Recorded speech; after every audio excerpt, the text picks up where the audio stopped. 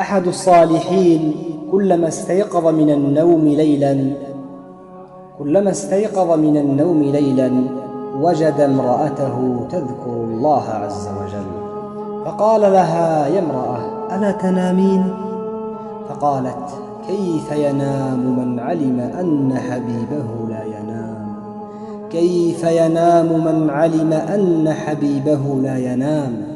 ثم أنشدت تقول: يا حبيب القلوب أنت الحبيب، أنت أنسي وأنت مني قريب، يا طبيبا بذكره يتداوى كل ذي سقم فنعم الطبيب.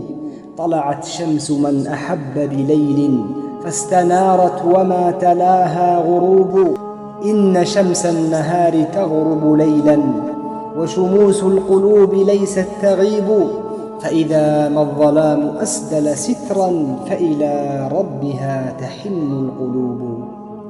من أحب شيئا أكثر من ذكره، فمن أحب شخصا فيلاحظ عليه أنه يكثر الاستشهاد بكلامه، وقد لا يخلو مجلس من مجالسه إلا ويذكر من يحب أو ينقل على الأقل شيئا من كلامه، ونراه يكثر من الأعمال التي ترضي ذلك الشخص، بل ويستحي أن يفعل شيئا يكرهه.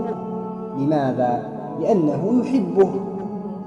فكيف بحال المحبين ربهم سبحانه وتعالى؟ كيف لو امتلأ هذا القلب بحب الله عز وجل؟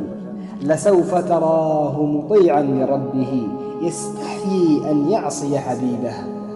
ولذلك وجب على الواعظين وعلى العلماء أن يغرسوا حب الله في قلوب الناس، وألا يقتصروا على تخويفهم من عذاب الله عز وجل.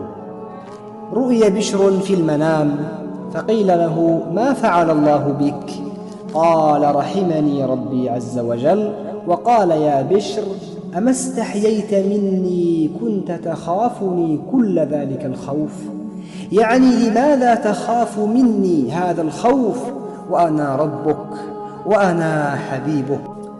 أوحى الله إلى داود: يا داود، لو يعلم المدبرون عني كيف انتظاري لهم ورفقي إلى ترك معاصيهم لماتوا شوقا إلي ولتقطعت أوصالهم من محبتي. يا داود، هذه إرادتي في المدبرين عني، فكيف إرادتي في المقبلين إلي؟ رؤي مجنون بني عامر بعد موته في المنام فقيل له: ما فعل الله بك؟ قال: غفر لي وجعلني حجة على المحبين.